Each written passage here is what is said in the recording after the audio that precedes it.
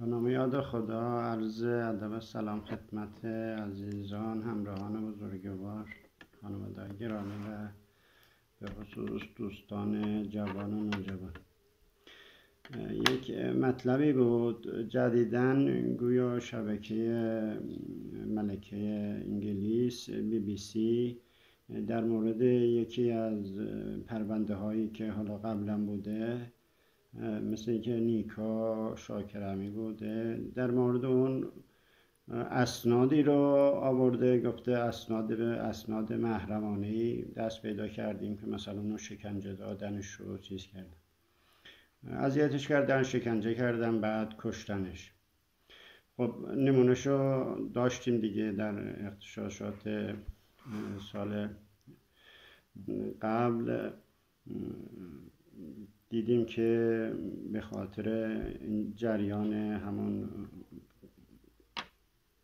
که حالا کشته شدن گفته بودن، اغتشاشاتی رو در کشور را انداختن. اما خب چه اتفاقی افتاده که دوباره میخوان همون جریان رو دوباره امتحانش کنن؟ چجور فکر میکنن که دوباره همون اتفاق ممکنه بیفته، با اینکه بعداً دروغ بودن خیلی از مطالبش آشکار شد؟ اولا در مورد اسنادی که اینجور مواقع میان مثلا منتشر میکنن، اکثریت عمده مردم تقریبا اطلاعی از اون کیفیت اسناد ندارن. من عوام نمیدونم که مثلا وقتی که اسنادی محرمانه است، یکی بیاد یه سند به من بده، مثلا بگی این محرمانه است، در این مورد مثلا پیدا کردم، اولین چیزی که باید نگاه کنیم مثلا محرمانه بودنشه، شاید اصلا دقت نکنیم. اینکه از پایین به بالا نوشتن، مثلا یکی گزارش داده به رئیسش یا رئیسش به پایین دستور داده، این چیزها رو معمولا دقت نمی کنن. و اینکه به چه شکلی می نویسن، مثل نامه های عادی مثلا می نویسن کدوم قسمت، اینا معمولا دقت نمی کنن که خب تقریبا اینا همیشه گاف اینجور شبکه هاست. و دوما اینکه BBC اومده به قول معروف آبروی نداشتشو در نبود شبکه هایی مثل منوتو و سعودی اینترنشنال داره یک به قول معروف وظیفه‌شو انجام میده. اما چرا این کارو میکنه؟ چه فکری میکنه و دلیلش چیه؟ یک، تو کشتی، حالا من زیاد وارد نیستم، فنی که میزنن کشتی میگیرن، یک چیزی هست به نام بدل فن. اگه اشتباه نکنم اینجوره، حالا اگه دوستانی کشتی بلدن اشتباه بود بگن که من تو متنش میرم. یعنی از طرف میخواد یه فن یا رو شما اجرا کنه، رو طرف مقابلش، حریفش یا رقیبش میخواد رو اون یه فنی اجرا کنه، بعد اون طرف از همون فنی که میخواد اجرا کنه با زور اون یه بدلی میزنه، یه فن دیگه میزنه که به ضرر اون تمام میشه. یعنی مثلا فرض کنیم، به فرض دیدیم که بلند میکنن، مثلا میندازن کشتی و یکیشو عقب، مثلا این طرف که خاک بشه یا امتیاز بگیره، در حین بلند کردن طرف ممکنه پاشو گیر بده به پای اون، چون یه قدم معمولا ور میداره، اگه دقت کنید یکی دو قدم پاشو مثلا گیر میده به پای اون طرف، خودش میفته، یعنی یک بدلی میزنه که از اون امتیاز میگیره، بدل فنشو میزنه. خب ما هر به قول معروف فرقه‌ای، هر حالا گروهی یک نقطه ضعف، نقاط قوتی داره. اما چرا این کارو میکنه؟ شیعه چند تا نقاط قوت داره. یکی در مورد شیعه فرض کنیم شهادته. یعنی هر وقت اگه دقت کنید یک جریان تروری، یک جریان شهادتی اتفاق افتاده، مردم به هم نزدیک شدن، اگه اختلافی هم بوده گذاشتن کنار، و این یکی از نقاط ضعف دشمنان شده. همون در جریان سفارت ایران، کنسولگری ایران در سوریه اتفاقی که افتاد، مردم همه منتظر بودن، همه درخواستا این بود که آقا برید انتقام میگیرید. یعنی کلان انتقادا هرچی هم بود، کسی هم بود دیگه مجبور شد سکوت کنه و همه نگاهشون به نیروهای مسلح بود که انتقام بگیرن و یک اتحادی شد. و این در مورد شهیدم اونجوره. در مورد سردار سلیمانی دیدیم که مثلا تشییع جنازه‌شو خب فیلمشو دیدن، همه شوکه شدن و اینا در واقع میخوان شهید سازی کنن، یه شهید سازی کنن که یه فنی هست، یه نقطه قوته، میخوان از اون نقطه قوت بر علیه خود شیعه، مثلا فرض کن اسلام، خود ایران شیعی، حکومت اسلامی استفاده کنن و از اون نقطه قوتش به ضررش تمام میشه، شهید سازی کنن و حالا مردم رو بکشن خیابون یا عواملشون رو، بعد مردم رو، یا لااقل سکوت مردم رو. در مورد مهدویت قبلا بوده دیگه، در مورد مهدویت که حالا غیبت و مثلا بوده اینجور چیزا که کسانی میان یا رابطین حضرت صاحب زبان بودن، نواب اربعه مثلا دیدیم که بهاییت ساختن، بعد بابیت اومد، مثلا طرف اومد گفت من واسطه امام زمانم. یعنی از نقطه قوتی که بود، یک امیدی که مردم دارن در سختی ها که برن به قول معروف ندبه کنن و از خدا بخوان که منجیشون رو بفرسته، اینا اومدن از اون نقطه قوت یک چیزی ساختن که کلا خلاف اون به قول معروف مکتب انتظار بود، کلا اونو چیز کردن. یا همون فرقه حجتیه که در مورد شیعه و انتظار است که انتظار یک عملیه، باید زمینه رو آماده کنی، حجتیه رو آوردن بدلش رو ساختن که اونو آقا بشین خونه ساکت باشیش، کاری نداشته باش، بذار ظلم همه جا رو بگیره، اون وقت امام زمان خودش بیاد تو فقط دعا کن. یعنی این بدلش رو ساختن که هنوز هم مسیحا بهاییت بود که بعدا حالا شد بابیت که کاری نداره. این از این که این فکر کردم و یک بدلی بسازن که از نقطه قوت بر علیه شیعه استفاده کنن. اما نکته دیگه ای هم هست. خب میبینیم که در جریان وعده صادق جو حاکم بر کشور یک جو اتحاد، یک جو نقطه قوتی بود و کشورهای مسلمان و ملت‌های مسلمان و حتی تحلیلگران غربی اروپایی به قول معروف از ایران تعریف می‌کردن اون قولی که از صهیونیست ساخته بودن، از اسرائیل ساخته بودن، اون از میان رفت. به قول معروف همون چیزی که فهمیدن که یک پادشاه لختیه، یک پادشاه لخت رو به مردم شیک پوش معرفی کرده بودن، اون از بین رفت. از این طرف نقطه قدرت ایران، این که میتونه بزنه، یک کشور هسته‌ای رو میزنه، این اومد سر زبانها. دیدیم که ایران 3 کشور هسته‌ای رو زد، یعنی هیچ کدوم نتونستن از اون نقطه قوتشون که هسته‌ای استفاده کنن. پایگاه عین الاسد خود امریکا رو زد، خب یک کشور کاملا هسته‌ای. پاکستان هسته‌ای رو زد بدون اینکه ترسی از هسته‌ای اون داشته باشه و سرزمین‌های اشغالی رژیم صهیونیستی هم که زد 3 کشور هسته‌ای زد. در اینجا حالا نکته داخل پرانتز بگم، در واقع این جریان هسته‌ای یا برجام هم به قول معروف باد شد، هوا شد دیگه، دود شد رفت هوا دیگه. کسی هم بیاد در مورد هسته‌ای مذاکره کنه، من فهمید دیگه به درد نمیخوره. اگر داشته باشی، هر کشوری داشته باشه، دیگه نقطه قوتت نیست. و خب این اتفاقی هم که افتاد. اما در خب یه اتفاقی هم که در آمریکا میبینیم افتاده در مورد دانشجویانه. یعنی دانشجویان اومدن تحصیل کردن، اعتراض کردن و برخوردهای شدیدی که با دانشجویان شده تیتر خبرهاست. اگه سکوت بشه یواش یواش قشر دانشجوی کشورم شاید تحریک بشه و یه جوری میخوان اونو ببرن به حاشیه و یک جریان دیگه بسازن و خب از اون رسانه‌ای که دارن استفاده کنن و اونو ببرن به حاشیه از حالا صحنه تیتر به خصوص کشور. یعنی این کلا واسه داخل ایران ساخته شده، کشورهای خارجی به نظر من اصلا این ربطی بهشون نداره. و خب این وعده صادق تیتر میره بیرون و هی اضافه میشه، عواملشون میان، رسانه هاشون میان. و یک نقطه دیگه هم هست، جریان نفاقه. ببین بعد از این که جریان طوفان الاقصی شد، از جمله آقای ظریف اومد گفت به ما 2000 کیلومتر فاصله داریم، به ما ربطی نداره. یعنی بعدن که خب یواش یواش جریان مقاومتشو کرد تا حالا و خب ایران حمایت کرد، اومد سر زبانها، کشورهای عربی دولت‌های عربی کشیدن کنار، ایران اومد پشت مقاومت وایساد و به نفع ایران تمام شد. یواش یواش اونایی که منتقد بودن اونا به قول معروف یواش یواش مجبور شدن سکوت کنن و در وعده صادق هم که خب اینا کاملا سکوت کردن. یک نکته‌ای هست که جریان نفاق که همیشه بنده میگم، نفاق همون جریانی هست که شاید خیلی از دوستان حالا تو فیلم ها تو واقعیت هم دیدن که روباه بعضی از حیوانات هستن که لونه‌ای که دارن 2 تا در داره، یک در داره، یه دری هم اون مثلا دورتر از زیر به قول معروف نقب میزنه و از اون دورتر یه در دیگه به قول معروف در پشتی میذاره که یه موقع از اون طرف اگه خواست صیاد اونو بگیره یا حیوان دیگه از اون طرف فرار کنه.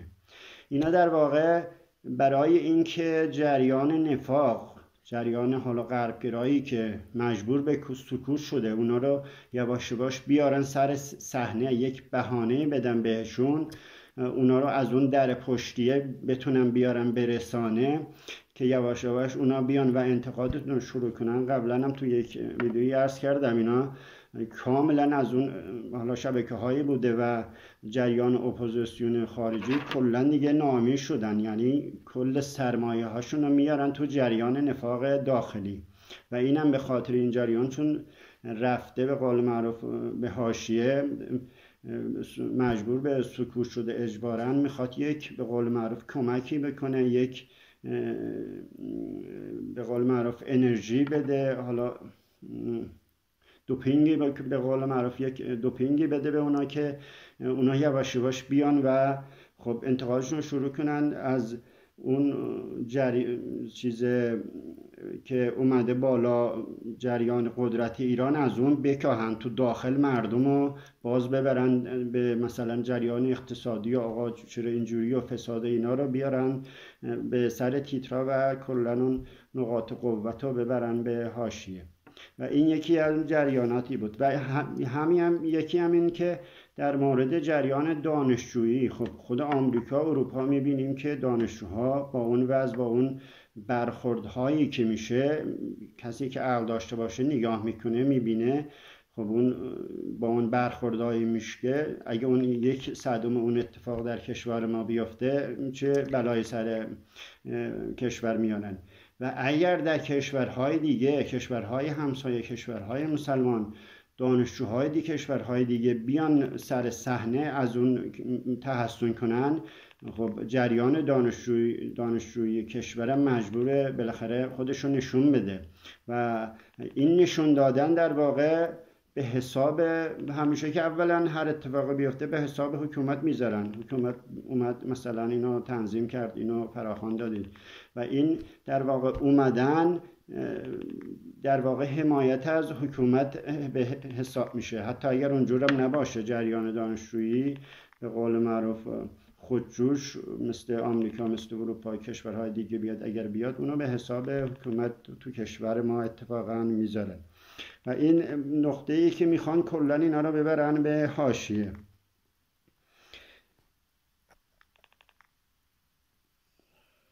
خب این و در واقع بعد از انتخابات دیدیم که خب کسانی اومدن بالاخره جایگاه داشتن مثل آقای خاتمی که تو انتخابات شرکت نکرد، یواش یواش راه را برای اینا باز میکنن به اون کسانی که هستن، اون بالاخره اون جدایی که یواش یواش داره بیشتر خودشو نشون میده، یعنی جبهه داره مشخصتر میشه و فاصله میفته بین اشخاص و اون جریان نفاقی که هست مجبورن خودشو نشون میده، بعضیا نشون میده، بعضیا تو یواش یواش میرن اون طرف و این بالاخره باید اتفاق بیفته. اینو میخوان یک به قول معروف فرصتی بدن به اونا که خودشون رو نشون میدن و یواش یواش اون سرمایه گذاری که قراره بکنن اونو آمادش بکنن و حالا بعداً اتفاقاتی قطعاً خواهد افتاد. حتی در اگر جریان طوفان الاقصی ادامه داشته باشه، همیشه هم تو تاریخ اینجور بوده، تو یک جبهه وقتی طرف میبینه شکست میخورده از طرف مقابل میرفته یک جبهه دیگه براش باز میکرده که خب طرف مجبور میشده تو اون جبهه کوتاه بیاد. همون جریان مثلا جنگ صفین و جریانی که حضرت علی مجبور کردن که مالکش رو فرا بخونه، یا همون جریان ترور حاج قاسم، یه جوری فشار آوردن به حالا حکومت یا رهبری بود که کوتاه بیاد. که اون موقع هم حتی بلافاصله بنده ویدیو ضبط کردم که یوتیوب گذاشتم، بعدا لینکشو گذاشتم کانال، که قطعا اینا یک به قول معروف همکاری بوده بین دولت. وقتی که فشار بیاد دیگه چاره ای نیست، باید فشار بیاری. همون جریانی که تو ماجرای مکفارلین اوایل انقلاب بوده که حسن روحانی به اون طرف آمریکایی یا حالا یکی از ماموران اسرائیل صهیونیستی بوده که با گروه آمریکایی اومده بوده، هست که خودش میگه به ما گفت به خمینی اگه عقب نشینی کنین یه قدم شما برین عقب، این 6 قدم میاد جلو، 10 قدم میاد جلو. اگه میخواین اونو تحت فشار بذارین باید به چنگ دندان نشان بدین، باید بترسونینش.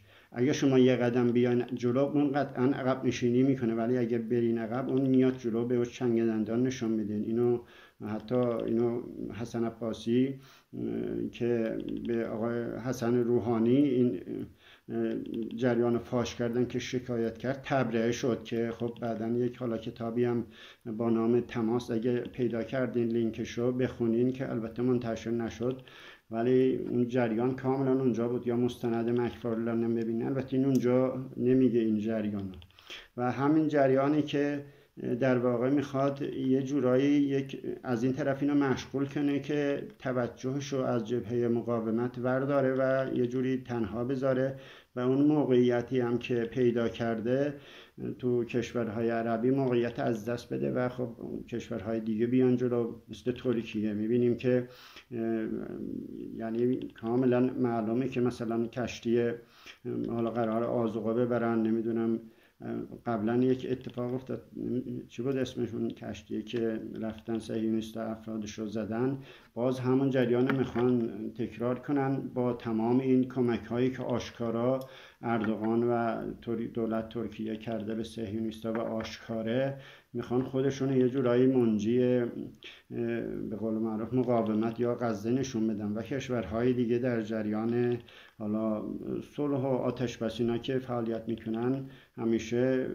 خودشون آخرش میان و اسم قطر و اسم سعودی و اسم مصر میاد وسط، در حالی که همه الان دیگه فهمیدن، خودشون دارن اعراب خودشون میگن ما تازه فهمیدیم که تنها کسی که از ما اعراب در مقابل اسرائیل میتونه دفاع کنه و دفاع میکنه واقعا ایران، دولت‌های خود ما که نمیکنن، و از جمله از فلسطین تنها کشوری که تنها حکومتی که تنها مردمی که کمک میکنن و واقعا صداقت دارن ایران و دولت ایران، مردم ایران و جریان مقاومت.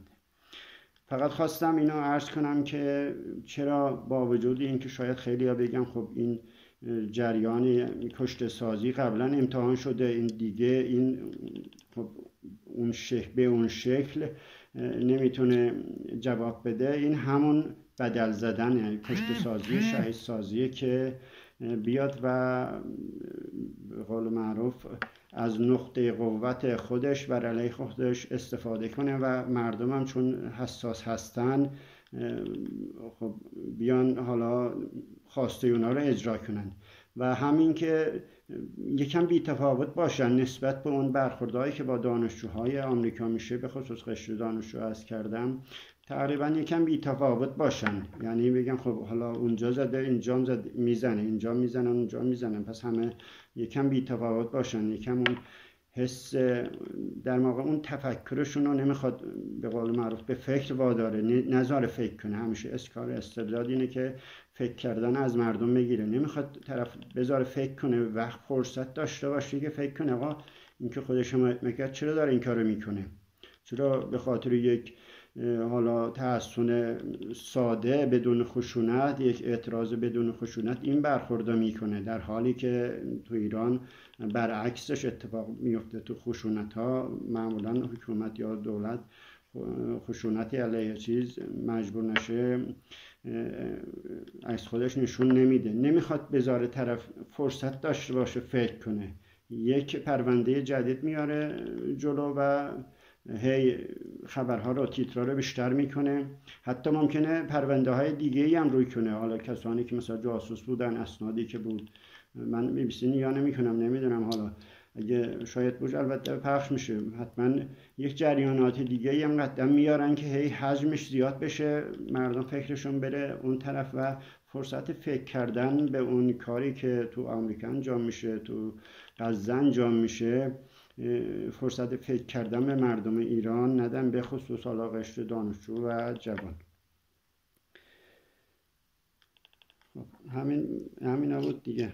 خواستم اینو، حالا همون اصلش جریان شهید سازی، کشته سازی بود که نقطه قوتیه همیشه، به خصوص در مورد اسلام و شیعه بارها استفاده شده و قطعا ادامه هم خواهد داشت تا اینکه به اون حد از به قول معروف بصیرت برسه شیعه که دیگه فایده نداشته باشه، طرف آزمایشاشو ببینه کلا خطاست و مجبور بشه دستشو ببره بالا.